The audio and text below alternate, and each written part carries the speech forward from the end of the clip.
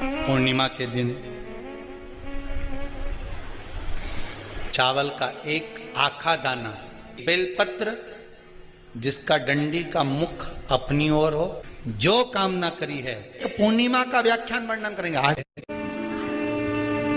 पूर्णिमा के नारियों को, स्त्रियों को अखंड सौभाग्य के लिए जो नारी योग क्यों बनता है, उसका कारण केवल एक शिव महापुराण की कथा कर रही है। अधिक मास के कोई उपाय।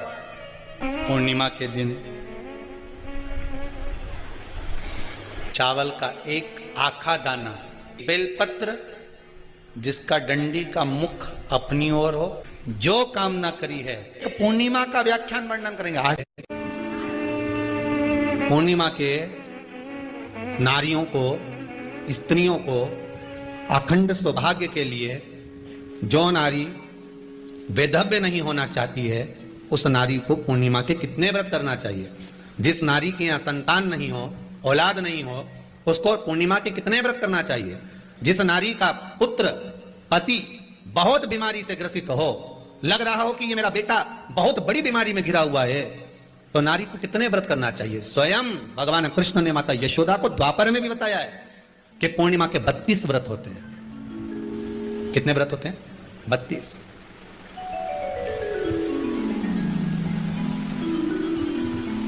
स्वयं भगवान कृष्ण यशोदा रानी को, माता यशोदा जी को भी बता रहे हैं 32 व्रत। अब आपको किसी ने बता दिया होगा कि 8 कर लो, 7 कर लो, 6 कर लो, 12 कर लो, इसलिए आपने बोला कि 12 कर लीजिए, 32 कर लीजिए। अरे यहां तो द्वापर की कथा भी कहती है। यशोदा जी ने एक बार भगवान कृष्ण को रोक कर कह दिया, ए कन्हैया रुको। कन्हैया बोले, बोलो मां क्या बात है। कन्हैया जरा रुकिए, इधर आओ जरा। भगवान कृष्ण आए। हाँ मां बोलिए। किस जगह का प्रसंग है ये? जिस समय पर राधा रानी कुरुक्षेत्र में नंद बाबा और यशोदा जी को लेकर कुरुक्षेत्र के कुंड में, ब्रह्म सरोवर में स्नान कराने के लिए लेकर जाती है, ग्रहण का समय पर। और जब भगवान कृष्ण उस कुरुक्षेत्र के उस सरोवर में स्नान करने आते हैं, तब यशोदा जी ने अपने लाला से प्रश्न किया है, पूछा है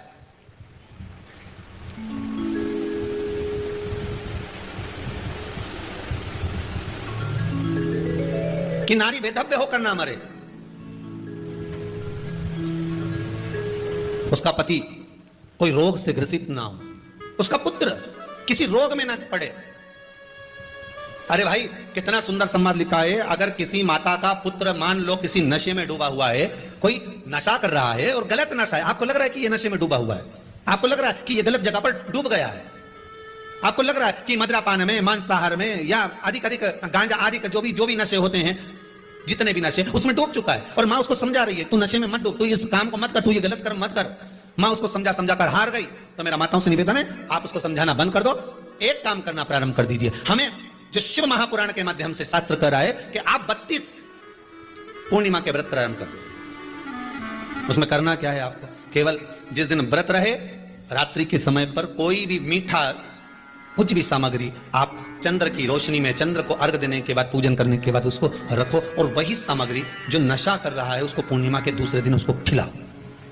आप धीरे धीरे खिलाना चालू करेंगे। जिस नशे में वो डूबा हुआ, उस नशे से वो छूटना प्रारंभ हो जाएगा। 2 पूर्णिमा व्रत करके तो देखो, तीसरे में तुम्हें जरूरत ही नहीं। धीरे धीरे आप रुक, वो छूटना प्रारंभ हो जाएगा। स्वयं भगवान कर रहे हैं। यशोदा मैया ने कन्हैया को रोक लिया कुरुक्षेत्र के उस मैदान में, और भगवान कृष्ण का दर्शन माता यशोदा जी करी। बहुत दिनों के बाद माँ को, आज माता यशोदा को लाला का दर्शन हुआ, बहुत समय के बाद, जाने के बाद, बहुत समय के बाद। भगवान इसको थोड़ा सा देना है। और जो पियक्कड़ उठा फिर तो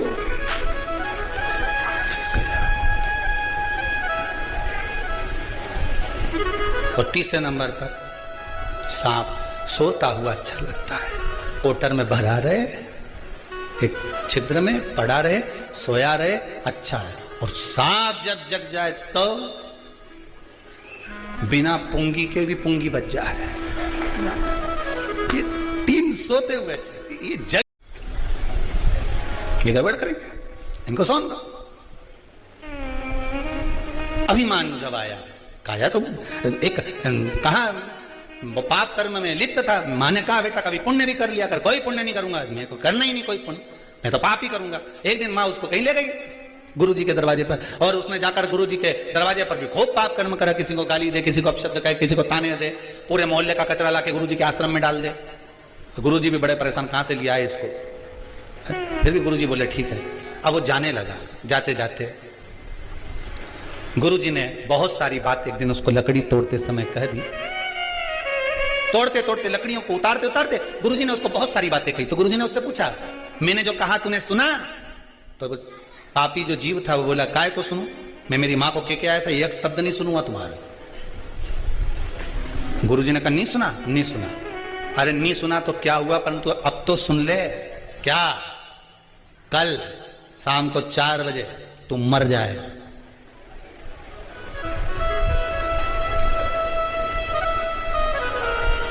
मरेगा ये पक्का है, पर अगर मर भी जाए ना, परमात्मा के सामने भी पहुंच जाए, तो परमात्मा से कह देना जो लेने आए उसे एक ही बात कहना। वो पूछेंगे तेरे से कि पहले पुण्य भोगेगा कि पाप भोगेगा, तो कह देना पाप भोगूंगा और पुण्य को मुझे मेरी आंखों से देखना। बस इतना कहना और कुछ मत कहना। जा।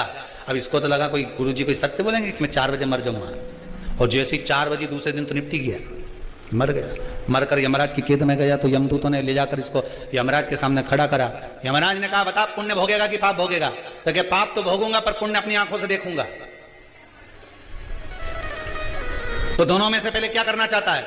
तो उसने कहा पाप भोग लेता हूं और पुण्य अपनी आंखों से देख लेता हूं, बस बता दो। अब इतने में यमराज ने कहा ये कोई बात होती है कि पुण्य अपनी आंखों से देखेगा? मर गया क्या पुण्य के खाक देखेगा? नहीं, मैं तो अपनी आंखों से देखूंगा। यमराज इसको ले गए। इसको नरक का भोग भुगताते भुगताते भगवान ब्रह्मा जी के पास पहुंच गए। ब्रह्मदेव ने पूछा हुआ क्या? प्रभु समझ में नहीं आ रहा, ये एक ही बात लेकर बेटा कि पाप का भोग भोगूंगा और पुण्य अपनी आंखों से देखूंगा। अब ये मर के आ गया तो क्या पुण्य का खाक देखेगा? ब्रह्मा जी बोले तुम अपने काम में लग जाओ, मैं सब निपट लूंगा।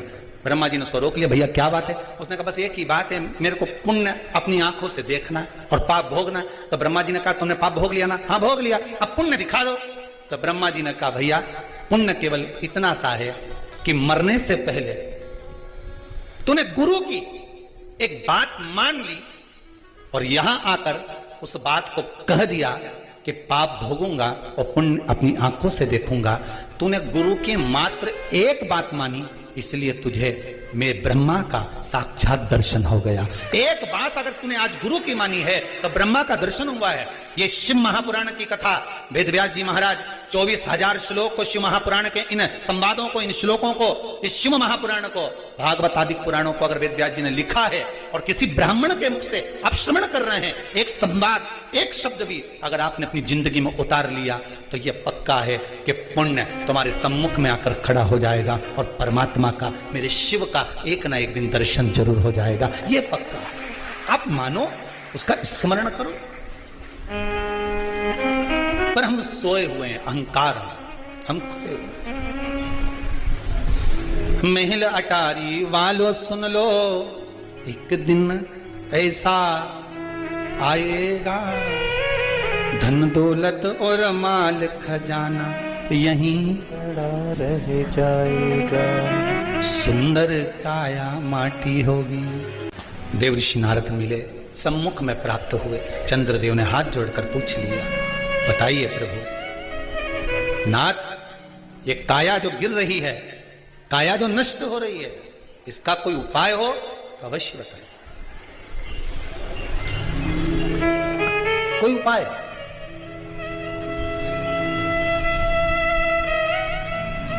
एक बात ध्यान रखिएगा, यदि काया का रोग हो गया, मान लो शरीर कहीं से सफेद पड़ रहा है, कहीं से काला पड़ रहा है, शरीर में से खाल की फुकड़ी निकलना प्रारंभ हो गई हो, शरीर में काले काले चट्टे पड़ना चालू हो गए हों, या कोई विशेष रोग हो गया, कोई विशेष।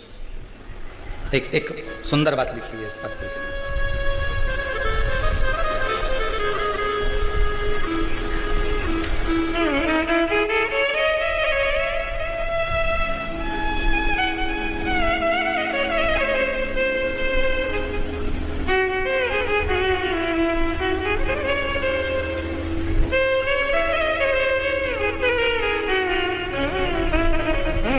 इसी पत्र में लिखा है, इनके कोई रिश्तेदार को ब्लैक फंगस की बीमारी हो गई थी महाराज। डॉक्टर बाहर आकर बोलता है कि जो पस भरा था हमने वो निकाल दिया, जबड़ा निकालने की जरूरत नहीं है और श्रेष्ठ है। यही शिव है, शंकर है ही है। अकाल मृत्यु वो मरे जो काम करे चंडाल का, काल उसका क्या बिगाड़े जो भक्त हो महाकाल का। शरीर में रोग है, बीमारी है, काया बेकार हो रही है, तो सीधी सीधी बात शिव महापुराण की कथा कहती है। सुंदर आनंद में श्रवण कर कर आप अपने जीवन को, ये पूर्णिमा शिव महापुराण की कथा कहती है, शरद पूर्णिमा आ रही है। कुछ नहीं करना, पीपल का एक पत्ता, उस पत्ते पर थोड़ा सा चावल,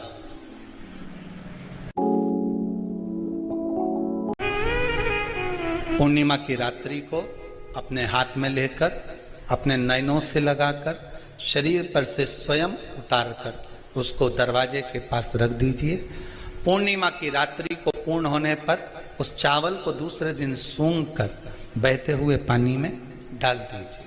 महाराज कितने भी रोग से ग्रसित हो गए, पीपल का एक पत्ता 52,000 ब्राह्मण की साक्षी कराता है। महाराज बहुत ध्यान देना, पीपल के वृक्ष में स्वयं नारायण का, मेरे कृष्ण का वास है। स्वयं भगवान गीता के अंतर्गत कहते हैं कि मैं पीपल का वृक्ष हूं, नारायण उसी में। 52,000 ब्राह्मणों का वासा एक पीपल के पत्ते में होता है। और आपको पहले भी कथा में कहा, गाय, ब्राह्मण, बहन, बेटी, ये सब काल का हरण करने वाले हो, काल को हरने वाले हो रोग को मिटाइए। शिव का स्मरण करो। पूर्णिमा के दिन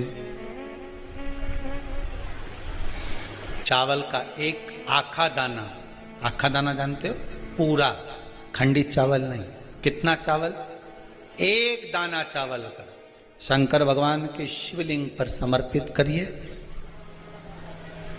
एक बेलपत्र जिसका डंडी का मुख अपनी ओर हो, जहां से चावल चढ़ाया है, उस चावल के ऊपर अपनी कामना कर कर रख दीजिए और चंद्रमौली भगवान का स्मरण करिए। कौन से भगवान? शंकर भगवान का सर्वश्रेष्ठ सुंदर नाम है चंद्रमौली। चंद्रमौली भगवान का स्मरण करिए, अपनी कामना कर कर, बेलपत्र समर्पित कर कर शिव जी पर एक लोटा पानी, एक जल पात्र समर्पित करो, कलश से जल चढ़ा दीजिए, नैनों में वो जल लगाकर अपनी कामना कर कर वापिस घर को आइए। अगली शरद पूर्णिमा आएगी, जो कामना करी है मेरा चंद्रमौली भोलेनाथ उसे पूर्ण कर ही देगा। शिव उपासना के लिए जितनी 12 महीने में पूर्णिमा पड़ती है, एक एक पूर्णिमा का व्याख्यान वर्णन करेंगे। आज तो कथा का महत्तम दिवस है, पहला दिवस है, तो हम उसको महत्व समझें कि पूर्णिमा का महत्व क्या है, हम उसका महत्व समझें कि शंकर और चंद्र का रिश्ता क्या है, संबंध क्या है।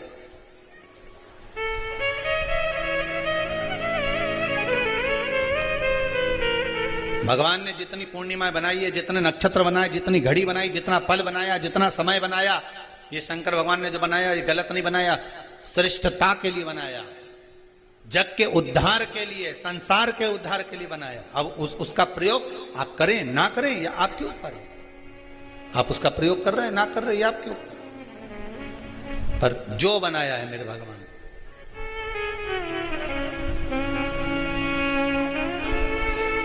शिव देने लगा। चंद्रमा ने देवऋषि नारद के चरण को पकड़ लिया। नारद जी बोले क्या हो गया?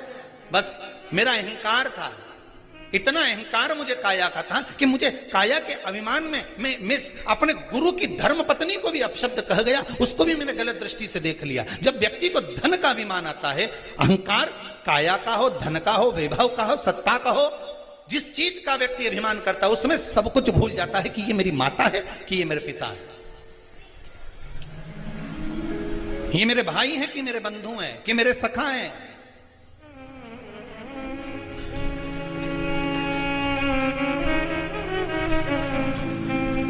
एक व्हाट्सएप पे एक मैसेज भेजा था किसी ने, उसमें लिखा था गुरुजी भगवान से प्रार्थना करवाना कि जैसे नवरात्रे में हमारे घर की बहुएं, हमारी घर की बेटियां इतना सुंदर सुंदर श्रृंगार कर कर सज कर इतनी जोरदार जोरदार गरबा करती हैं, इतनी एनर्जी इनको जो नवरात्रे में माता जी 9 दिन देती है, ऐसी ही एनर्जी दीपावली पर लिपाई पुताई और पुछाई के लिए दे दे, ऐसी प्रार्थना कर। नवरात्र में इतनी एनर्जी इनमें आ जाती है कि डंडा ले लेके ये, जिनको शनि लग सकता है केवल एक, किसको छोड़कर? शिव को छोड़कर। राम जी को शनि लगा तो 14 वर्ष वनवास चले गए, कृष्ण को शनि लगा तो मथुरा छोड़कर द्वारका चले गए। शनि लगा, हनुमान जी को शनि लगा तो गुफा में बैठकर राम राम जपना पड़ा। शनि सबको लगता है, केवल शनि नहीं लगता तो एक मेरे महादेव को, मेरे भोले बाबा को नहीं लगता। शंकर के पास में शनि आ गए, शनि ने आकर कहा भोलेनाथ कृपा करिए बाबा, मैं बड़ा कष्ट में हूं, मैं करूं क्या? बाबा भोलेनाथ ने कहा जा गंगा जी के तट पर काशी में जाकर एक शिवलिंग की स्थापना कर, उसकी आराधना कर और तेरा शरीर ठीक हो जाएगा, कष्ट नहीं भोगेगा। शनि महाराज ने काशी में जाकर शिव जी की स्थापना करी। आज भी नियम है, जिसको शनि लग जाता है एक काजल की डिब्बी ले लो और काजल की डिब्बी को 21 बार उतार कर उसको एकांत में जाकर, जंगल आदि में एकांत में किसी पेड़ के नीचे इतना सा खड्डा खोद कर उसमें काजल की डिब्बी को डाल दो और मिट्टी से पूर दो, उस व्यक्ति का शनि समाप्त हो जाता है।